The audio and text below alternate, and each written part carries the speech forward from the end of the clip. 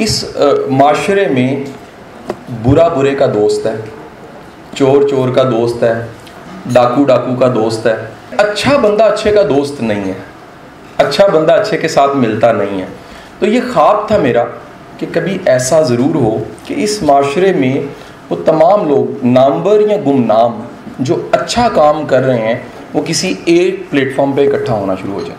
तो अल्लाह ने हमें ये एजाज़ दिया कि जब ये एक फाउंडेशन की शेप दी, क्योंकि आप शायद जानते होंगे ये चैरिटीज़ लेने वाली, डोनेशंस लेने वाली फाउंडेशन नहीं है, ये डिलीवर करने वाली फाउंडेशन है। हम लोग इसमें जो उनसे वो मदद लेते नहीं हैं, मदद देते हैं। हमारी कोशिश होती है कि कोई भी हम तक आने वाला, वो प्रोफेशनल है, यूथ है, स्टूडेंट है, सेशन के ज़रिए, काउंसलिंग के ज़रिए, अगर एक कोर्स भी होता है तो उसके फॉलो अप उस कोर्स से ज़्यादा होते हैं। जो कुछ पार्टिसिपेंट्स बैठे हैं वो जानते होंगे कि क्लासेस 8 हैं तो 8 से ज़्यादा फॉलो अप हो चुके होते हैं और तमाम के तमाम ट्रेनर्स बाद में वक्त देने लग पड़ते हैं। ये ख्वाब बना किस तरह से, मैं आपके साथ वो स्टोरी शेयर करना चाहूँगा और उसी को कैथारसिस के साथ जोड़ दूँगा। अब हजूरी वाला ख्वाब इस तरह से था, ये ख्वाब इस तरह बना कि जब मैंने ये सफ़र शुरू किया सीखने का और एक ऐसी तालीम का जो यूनिवर्सिटी और कॉलेज के अलावा थी, ज़माना तालिब इल्मी वो कॉलेज से था या इंजीनियरिंग यूनिवर्सिटी से था या मुकाबले का इम्तिहान था, जो कुछ ज़िंदगी में किया उसमें सबके सब जो हमें सिखाने वाले थे, एक कमी हमें मिलती थी डॉक्टर साहब। वो कमी ये थी कि हमें 2 चीज़ें उनसे कम मिलती थी। एक शफ़क़त कम मिलती थी, दूसरा उनका जो इल्म देने का रवैया था। यानी महसूस हो जाता है ना कि इल्म देना है या इसके पीछे कोई और मुहर्रिक है। जैसे वो मुहर्रिक पता लगता था तो बड़ी शर्मिंदगी होती थी कि हम तो सच्चे सीखने वाले हैं, हमारी जो तलब है, हमारी जो तलाश है या हमारी जो जुस्तजू है वो तो बड़ी सच्ची है, लेकिन ऐसा क्यों है कि हम सीखने जाते हैं, हमें वो कोई इनकरेज नहीं करता, मोटिवेट नहीं करता या अप्रिशिएट नहीं करता। मोहतरम अरशद जावेद साहब चले गए हैं तो वो एक वाक़े के गवाह होंगे कि क्योंकि मैं ज़माने तालिब इल्मी से उनके साथ अटैच हूँ, तो मेरी हमेशा एक कोशिश और एक एफर्ट ये रही, उनके साथ रिक्वेस्ट ये मैं किया करता था, सर कि कोई अगर बड़ा बंदा है तो मुझे ज़रूर बताएं, मैं चाहूँगा उससे मिलना। तो एक मारूफ बचपन में हम टीवी पे देखा करते थे एक साहब को, नाम नहीं लूँगा, मैं थोड़ा सा भी तारुफ कराऊंगा तो आप जान जाएंगे, तो जानना ज़रूरी नहीं है, लेकिन वो मेरे इतने आइडियल थे बचपन से ही, क्योंकि वो कार्टून मेरी मर्ज़ी के लगा दिया करते थे।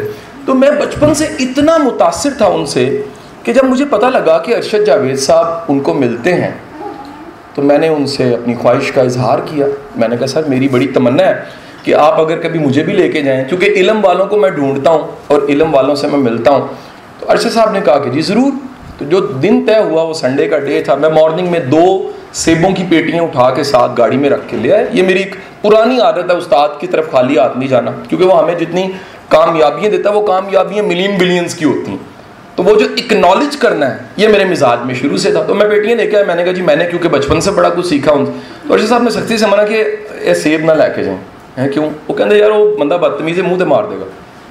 मैंने कहा हो ही नहीं सकता, क्योंकि जो टीवी डॉक्टर साहब दिखाता था वो तो इंतहाई शफीक, मोहब्बत करने वाला, शफकत वाला, बल्कि लगता था कि कोई रिश्तेदार है हमारा। मैं सर के कहने पे पेटियाँ मैंने वहीं छोड़ दी, लेकिन सर के साथ मैं चला गया। उस मुलाकात के बाद मैंने फैसला किया कि आज के बाद मैंने इनको नहीं मिलना। क्यों नहीं मिलना?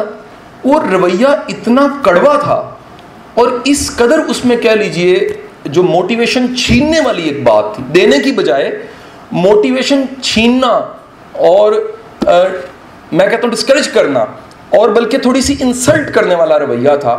तो मुझे पता लगा कि ये मिजाज कहीं ना कहीं हमारे माशरे में है। पहले तो कोई बनता नहीं है, जब बन जाए तो बनने के साथ फिरौन भी बन जाता है। तो ये जो ग्रोथ है, दानिश्वर बनना है, स्कॉलर बनना है, इल्म वाला बनना है, और इल्म वाला बनने के बाद उसके बाद तकब्बुर का आना है, इसका सबसे बड़ा नुकसान अगर होता है तो उन सीखने वालों को होता है जो सीखना चाहते हैं लेकिन करीब नहीं आ सकते। जब करीब आते हैं तो वो शफकत, वो मोहब्बत नहीं मिलती, और ना मिलने की वजह से क्या होता है, दूरी हो जाती है। दूसरा जो एक अलमिया जो जिसका मैंने सामना किया, और आप में से कोई भी अगर 35-40 की एज में, मेरे वाली एज में होगा तो इसको सेकंड करेगा, कि अली बस हमें जो प्रॉब्लम था वो ये था कि हमें कोई रिकॉर्ड भी करने नहीं देता था। यानी हम किसी सेशन में, किसी एक्टिविटी में बैठा करते थे तो रिकॉर्डर छीन लिए जाते थे। अच्छा, क्योंकि नया नया मल्टीमीडिया आया था, स्लाइड नोट नहीं करनी, डाटा नहीं देना। अच्छा, बड़ों को मैंने रिक्वेस्ट की, क्योंकि ये बड़ा एक मज़ा आता था कि कोई वीडियो, कोई चीज़, हमें नहीं पता था डाउनलोड कैसे करते हैं और यूट्यूब क्या होती है और सारी चीज़ें क्या है।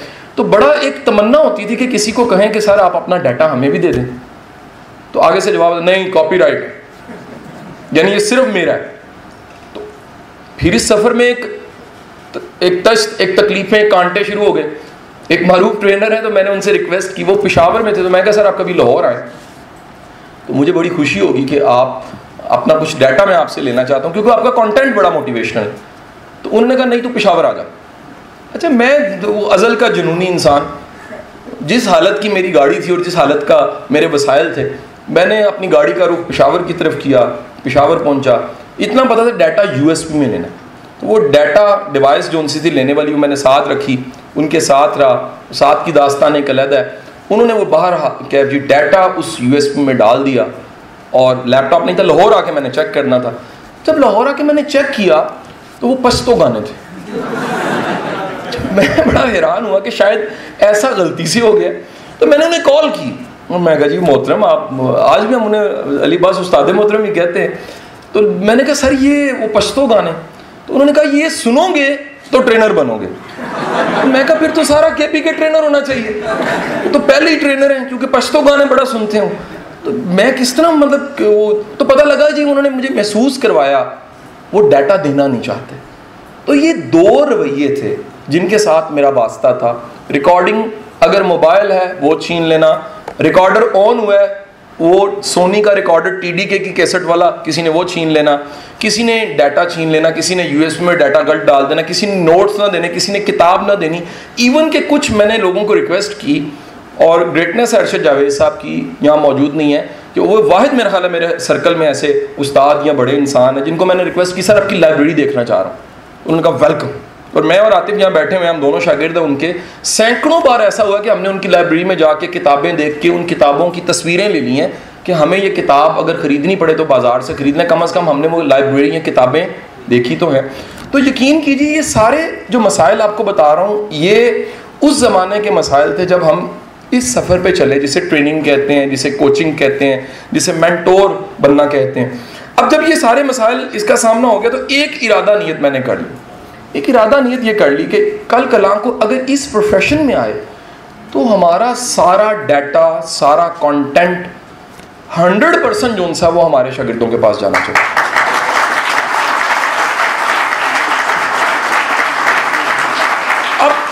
अब ये सवाल है क्यों जाना चाहिए। मेरा मानना ये है, और मैं चाहूँगा, मैं डॉक्टर खालिद जमील साहब बैठे हैं तो मैं इनको मेंटोर मानता हूँ, मैं इनको जो सा वो इस पाकिस्तान का हीरो मानता हूँ। तो मैं चाहूँगा मेरी इस बात को डॉक्टर साहब सेकंड कीजिएगा कि सनद हो जाए। मेरा मानना ये है कि इल्म जो सा है ना, वो लाइब्रेरी वाले का, किताब लिखने वाले का, किताबों की दुकान वाले का नहीं होता, इल्म प्यासे का होता है। अगर आप प्यासे हैं ना, तो आप गलगित बैठे हुए हैं, या फिर आप बलोचिस्तान खुजदार बैठे हुए हैं, या फिर आप पन्नुआकल में बैठे हुए हैं, या फिर आप लैया में बैठे हुए, मैटर नहीं करता। अगर आप प्यासे हैं तो कुदरत आप में एक ऐसी मकनातीसियत पैदा कर देती है कि आप हैरान होते हैं कि रास्ते भी बनने लग पड़ते हैं, ट्रैक, चीज़ें चल के आने लग पड़ती हैं। वो जज्बा दिल गर मैं चाहूँ, अब वो जो जज्बा दिल है वो ऐसा बन जाता है कि मंजिलें सामने आती हैं, रास्ते सामने आते हैं। और अगर खुदा अल्लाह आप पे करम करे कि आपकी आंख देखने वाली हो, जिंदगी में ये पहचानना कि मेरे लिए अच्छा क्या है और मेरे लिए अच्छा क्या नहीं है, अगर अल्लाह ये पहचान दे दे तो आप हैरान होते हैं कि कुदरत तो कब से आपको इशारे दे रही होती है। कुदरत आपकी नीयत सच्ची होने, इरादा सच्चे होना, यकीन पुख्ता होने के बाद आपको कहीं ना कहीं इशारे, निशानियां दिखाने लग पड़ती है कि तेरा ट्रैक ये है, तेरे लिए काम ये है। तो मैंने ये इरादा नीयत कर ली कि कम अज़ कम जिस ट्रैक पे मैं चलाऊँ, मेरा डाटा, मेरा कंटेंट, बेशुमार बच्चे मुझे पिछले कई सालों में याद आते हैं जो एज अ असिस्टेंट ट्रेनर या कोऑर्डिनेटर के तौर पे अटैच हुए। तो जब बंदे को भूख लगी होती है ना तो बंदा खाने की टेबल की तरफ देखता है, प्यास लगी होती है तो पानी की तरफ देखता है। नया नया को बंदा ट्रेनर बनने आता है ना तो वो उस्ताद ट्रेनर के लैपटॉप की तरफ देखता है। अच्छा, अगर डाटा ना मिले तो दुआएं मांगता है या अल्लाह गवाच जाए, और अगर डाटा मिल जाए तो शक होता है कुछ रह गया, यानी पूरा नहीं दिया। तो मैंने एक असूल बना लिया, क्योंकि यकीनन मैंने डाटा बड़ी मेहनत से इकट्ठा किया होगा, बड़ी उस पर एक जिंदगी लगी होगी, कितने पश्तो गानों में से आखिरकार कोई सही गाना भी सिलेक्ट हुआ होगा। तो ये मैंने इरादा कर लिया कि कोई अटैच होता है तो सबसे पहले आप दरवाज़ा खोल दें कि भाई मेरा जितना डाटा, जितना कंटेंट है वो भाई आपके लिए हाजिर खिदमत है। और अगली बात क्यों है, मेरा मानना ये है, अगेन वो डाटा कंटेंट का समुंदर भी होगा, वो स्कॉलर या ट्रेनर या दानिश्वर नहीं बनेगा, बनाने वाली चीज फिर प्यास होगी। अगर वो तड़प है, अगर वो प्यास है तो स्किल भी पैदा हो जाएगी, यकीन भी पैदा हो जाएगा, आपका एक फैज जारी हो जाएगा। Important thing is that Faiz जारी होना। फैज का मतलब ये है कि आपने तो कदम पट्टा था, आपने कदम उठाया था, लेकिन जब मापा गया तो पता लगा 10 कदम थे। ये क्या है? ये अल्लाह के करम के बगैर मुमकिन नहीं हो सकता कि आपकी काविश, वो इंसानी काविश कितनी को हो सकती है। टैरिक फॉक्स की स्टोरी मैं हमेशा सुनाता हूं कि जब उसे पता लग गया जी कैंसर है और कितने दिन रह गए हैं जी, 5 महीने रह गए हैं, और उसे पता लग गया जी अब कुछ नहीं हो सकता।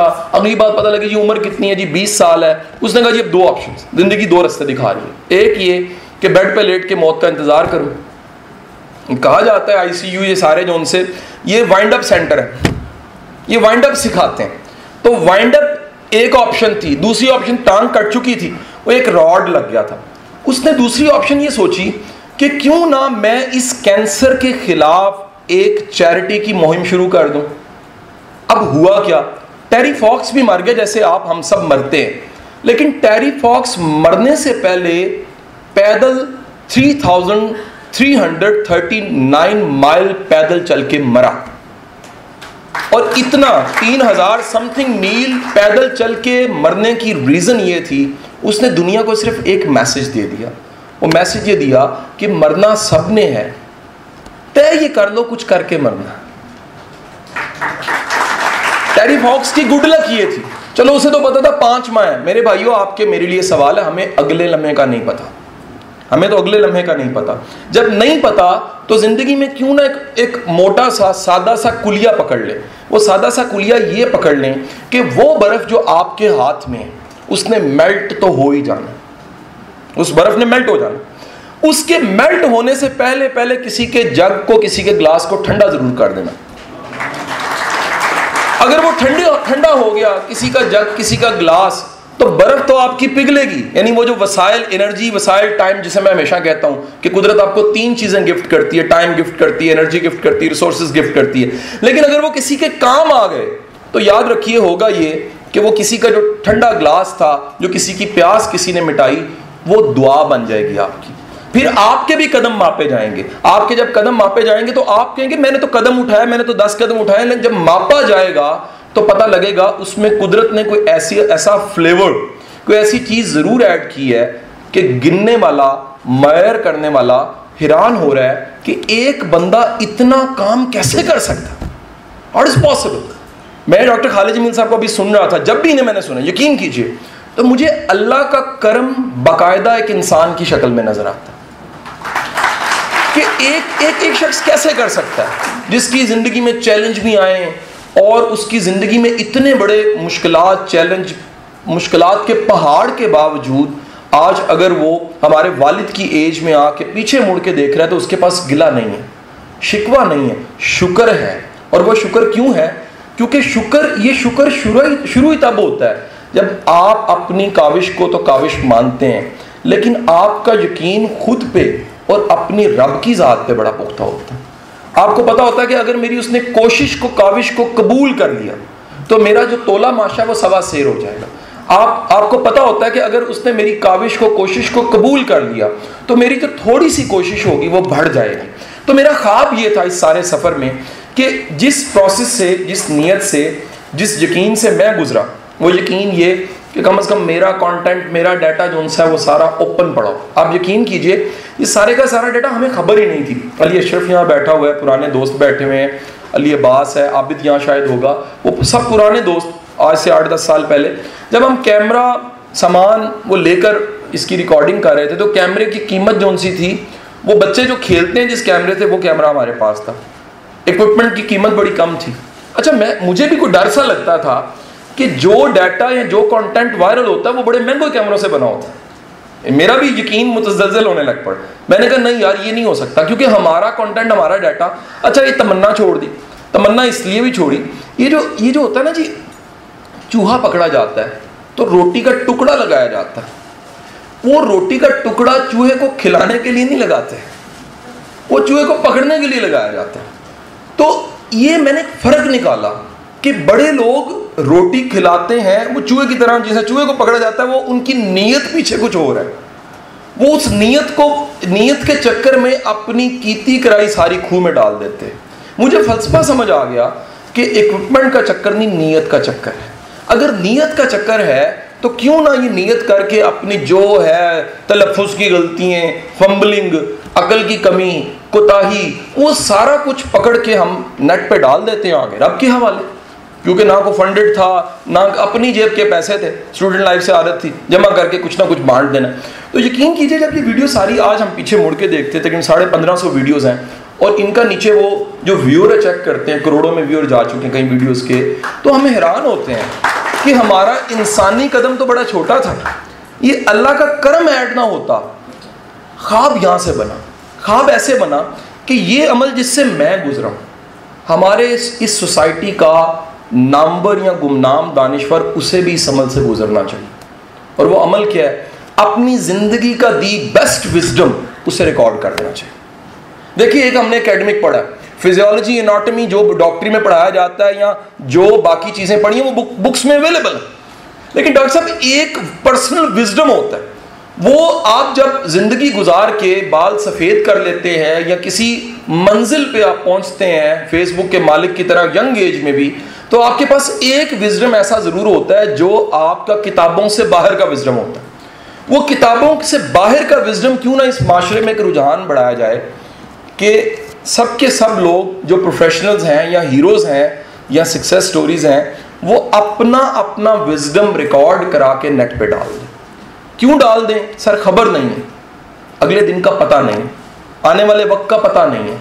अगर आपका वो बर्फ़ जोन सी थी उससे लोगों को फैज़ मिलता रहा, आपके टैलेंट से फैज़ मिलता रहा, आपके काम से लोग फ़ायदा उठाते रहेंगे, तो यकीन कीजिएगा आपका दुनिया आखिरत जोन सी है वो साथ ज़रूर बनेगी। सो इस अप्रोच के साथ हमने ये कदम उठा लिया।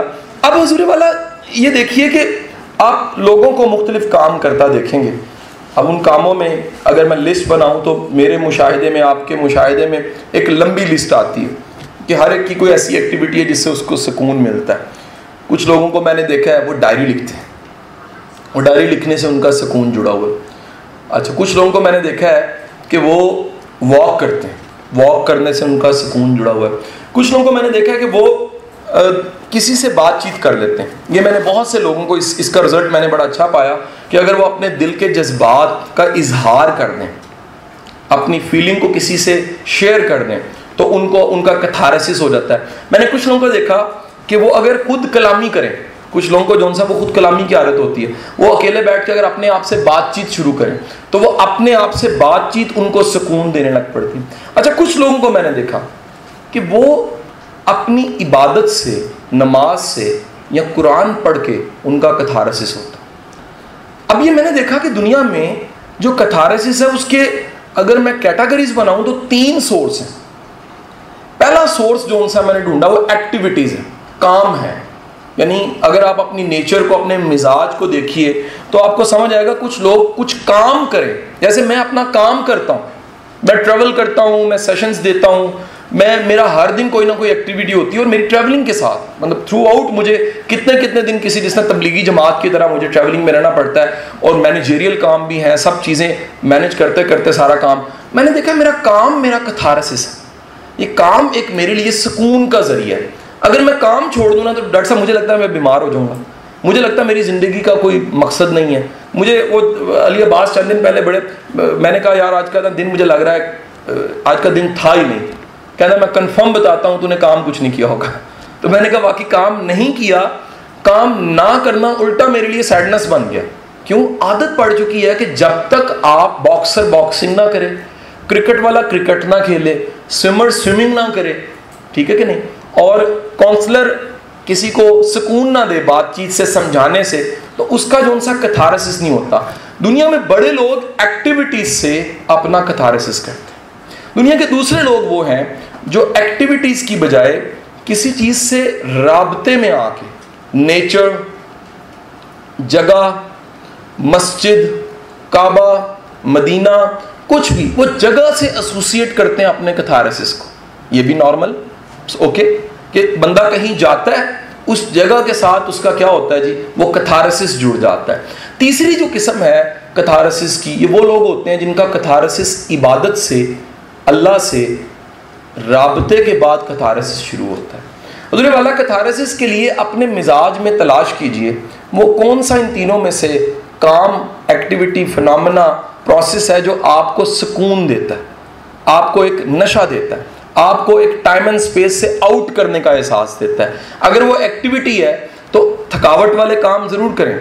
बड़े लोग आते हैं, बच्चे आके कहते हैं सर जी मेरा पैशन ही है, लेकिन मेरा पैशन है लेकिन मेरा काम कुछ और है। मैं कहा गुड लक, इससे अच्छी बात ही कोई नहीं। थकावट काम से ले लो, सुकून जो सा वो शौक से ले लो, दोनों चीजें चलाओ।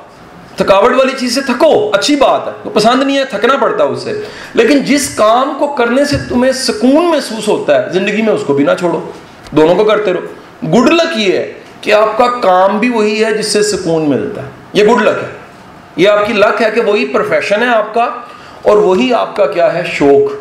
गालिब जिसे कहता था कि जरिया मुआश, और अगर शौक यकजा हो जाए तो दुनिया का खुशकिस्मत तरीन इंसान बन जाता कि जहां से कमाना वही काम उसके सुकून का सबब। अगर हम तलाश करें उन कामों को, उन एक्टिविटीज को, तो फिर एक काम जरूर कर लीजिए। जिस तरह आप गाहे बगाहे आपने देखा होगा हमें भूख का एहसास होता है, 3-4 घंटे 5 घंटे गुजरते हैं, मेटाबॉलिज्म हमारा ऐसा है कि बॉडी डिमांड करती है पानी का, बॉडी डिमांड करती है किसका जी, फूड का। इसी तरह आप जरा महसूस कीजिए कि कुछ दिनों के बाद या कुछ अरसे के बाद आपकी रूह या आपका दिमाग या आपकी जात, अगर ये कहूं तो बेहतर है, वो डिमांड करती है कैथारसिस का। उसको कोई एक्टिविटी चाहिए, उसको कोई बंदा चाहिए, उसको कोई ऐसी खामोशी वाली मेडिटेशन चाहिए, उसको कोई मराकबा चाहिए, उसको कोई ऐसा तड़प वाला सजदा चाहिए, उसको कोई डूब के काम करने की जरूरत है ताकि वो जैसे ही उससे कनेक्ट हो, नॉर्मल हो के अपनी रूटीन में वापस आ जाए। मेरी ऑब्जर्वेशन ये है, एक वर्सटाइल तबके के साथ काम कर करके कॉर्पोरेट मार्केट और कहाँ फौज के एसएसजी कमांडो और कहाँ पर जो सा वो रंग रंग के मिजाजों के साथ काम कर करके मेजॉरिटी डॉक्टर साहब ऐसी है जिसको ये पता ही नहीं होता मेरा कैथारसिस यानी कैथारसिस की चाबी कौन सी। वो सब कुछ करता है, यानी वो एक सजदा जिसे तो गुनाह समझता है वो नहीं करता जिससे उसका सुकून जुड़ा होता है। और यकीन कीजिए अगर आप थोड़ा सा तलाश करें तो आपको पता लग जाएगा वो कौन सा ऐसा काम है, वो कौन सी ऐसी एक्टिविटी है, वो कौन सा ऐसा अमल है, वो कौन सी ऐसी कह लीजिए तहरीक है, चीज़ें हैं जिनमें जाके आपका सुकून शुरू हो जाता है। अगर आप फ़कत उस काम को थोड़ी सी हिम्मत करके तलाश कर लें, और जैसे फूड की ज़रूरत महसूस होती है, आप रिक्वायर फूड खा लेते हो, पानी की होती है पानी ले लेते हो, इसी तरह अगर आपको कैथारसिस की ज़रूरत हो तो आप वो काम अगर आपने तलाश किया हुआ है तो आप वो काम करेंगे, नॉर्मल आप हो जाएंगे, एनर्जी लेवल आप हाई हो जाएगा, दोबारा से ज़िंदगी में जंग लड़ने के लिए तैयार हो जाएंगे। लेकिन अगर ऐसा नहीं होगा तो 2 काउंसलर बैठे हैं मेरी बात को सेकंड करेंगे, अगर ऐसा नहीं होगा तो होगा क्या। याद रखिए आपका गुस्सा अगर निकल जाए ना तो बड़ा अच्छा होता है, क्योंकि किसी पे निकल जाता है, निकल तो जाता है, ये ना निकले ना तो ये खुद पे निकलता है, और जिनका गुस्सा खुद पे निकलता है ना वो किसी ना किसी नफ्सियाती आर्जे का शिकार फिर जरूर होते हैं। सो कैथारसिस का मतलब है कि आपका बर्तन जो ओवरफ्लो हो रहा था उसे प्रॉपर किसी जगह पे उंडेल के खाली कर दीजिए ताकि वो बर्डन फील ना हो ओवर होने का। अगर आप उसको खाली कर लेंगे तो आपकी ज़िंदगी दोबारा से तैयार हो जाएगी आगे बढ़ने के लिए, क्योंकि हम ये तलाश नहीं करते, हम ढूंढते नहीं हैं। इशफाक साहब फरमाया करते थे, उनके जुमले के साथ इस मुख्तसर गुफ्तगू का इख्तिताम और सवाल जवाब की तरफ जाऊँगा। इशफाक साहब फरमाया करते थे कि पाकिस्तान में हर शख्स को एक कंधे की ज़रूरत है। वो कंधा किस लिए चाहिए कि वो कंधे पे अपना सर रखे, आंसू बहाए, रोए, रोने के बाद दोबारा ज़िंदगी के लिए तैयार हो जाए, वो आगे चला जाए। और कहा करते थे वो एक कंधा जो हर पाकिस्तानी को चाहिए वो नहीं मिलता।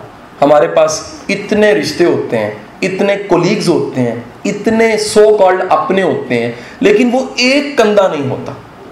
तो इस आज के सेशन में जहाँ हम 200-225 बंदा ये एक जगह इकट्ठा है, मैं आप सबसे एक रिक्वेस्ट करना चाहूँगा, बजाय कि आप सब उस कंधे की तलाश शुरू करें, आप वो कंधा बन क्यों ना जाएं जिसकी लोग तलाश कर रहे हैं।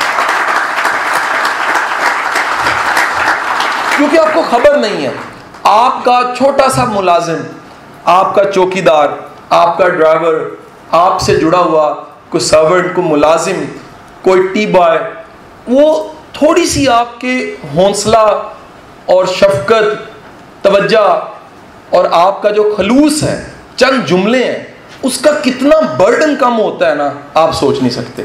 मेरा मानना है कि बड़े दुनिया में लोग प्रॉब्लम लेके अपना फिर रहे होते हैं, उन्हें को सुनने वाला नहीं होता।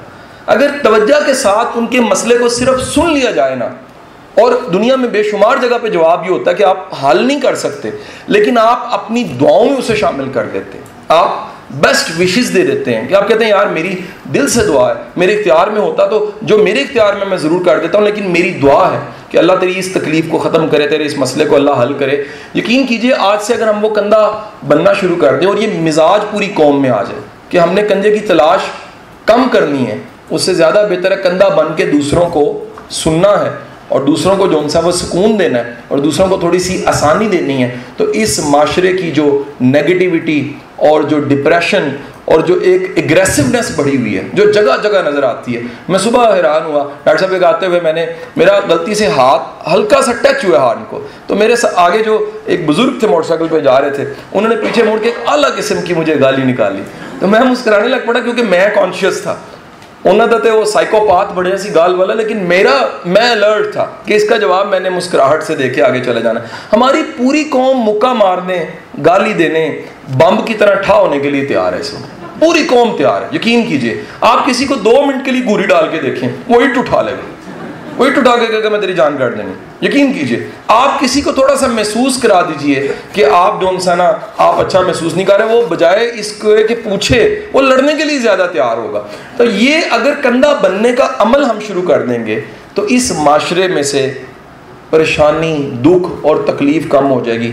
जावेद चौधरी अपने कॉलम में एक बड़ी अच्छी बात, पुराना कॉलम वो उसका है 0.2 में या 1 में, वो कहता है कि जी अगर एक बस्ती जिसमें सिर्फ 10 लोग ये इरादा और ये फैसला करके निकलें कि आज दुख बड़े होंगे, तकलीफ़ें बड़ी होंगी, परेशानियाँ बहुत होंगी, लेकिन हमने मुस्कुराना है। अगर 10 लोग ये फैसला करके बस्ती में अपना काम करते रहते हैं, कोई मोची है, कोई हलवाई है, कोई टीचर है, कोई ट्रेनर है, कोई कुछ है, जो भी है, सिर्फ एक बस्ती में 10 लोग अगर मुस्कुराहट के साथ सबको फेस करते हैं तो शाम के वक्त पूरी बस्ती मुस्कुरा रही होती है, क्योंकि मुस्कुराहट को पैदा कर देती है। आज बड़े लोग इसलिए चिब्बे हैं क्योंकि वो जिसको देखते हैं वो चिब्बा होता है, जब वो दूसरे चिब्बे को देखते हैं तो उनका मुंह भी चिब्बा हो जाता है। तो अगर हम कम से कम मुस्कुराहट के साथ आज से तय कर लें कि मुस्कुराहट के साथ हम रिस्पॉन्स करना शुरू कर देंगे, कम से कम मुस्कुराहट के साथ, शफकत के साथ, एक वेल विशर के तौर पे, दुआ देने वाले के तौर पे दूसरों को मुस्कुरा के देखना शुरू कर देंगे, तो यकीन कीजिए इस सोसाइटी में वो जो तकलीफ़ वाला आंसर है वो कम होना शुरू हो जाएगा। मैं समझता हूँ शायद एक फ़र्द वाहिद को कैथारसिस की ज़रूरत नहीं है, पूरी कौम को कैथारसिस की बड़ी ज़रूरत है। पूरी कौम जो उनसी है वो इस वक्त मोहताज है। मैं बेशुमार जगह से हमें फीडबैक आती है, मैंने ICU से फीडबैक देखी है, वीडियोस फैलती, डॉक्टर साहब तो खुद फीडबैक हम नहीं मानते। पिछले दिनों हमें एक तस्वीर आई, मोहतरमा ICU में एजिड औरत थी, तो वो वीडियो लकीली देख रही थी, तो जो नर्स थी वो कहीं जानती थी, हमारे सर्कल किसी व्हाट्सएप के ग्रुप में थी, तो इमरान ने जो व्हाट्सएप चलाते हैं उन्होंने वो तस्वीर मुझे सेंड की, और किसी नर्स मोहतरमा ने तस्वीर अचानक में बनाई, उस एजिड औरत को भी नहीं पता होगा, वो उस आईसीयू में बुरी सी हालत में एक वीडियो मेरी लगा के ना सुन रही थी, और वो वीडियो जो सुन रही थी, वो तस्वीर जब मेरे तक आई, मेरा दिल किया कि इसी वक्त एक कमाल का काम करना चाहिए। कमाल का काम मैंने क्या किया, मैंने उनके लिए वॉइस मैसेज दुआओं भरा वो सेंड किया। वो इमरान से उस नर्स तक गया, उस नर्स को जब मिला तो उसने उस मोहतरमा को सुनाया, और उनकी बड़ी खफीफ आवाज़ में दुआओं भरा मैसेज जब मेरे कान तक आया तो मुझे पता लगा मेरी ज़िंदगी की सारी मेहनत की कीमत मुझे वसूल हो गई।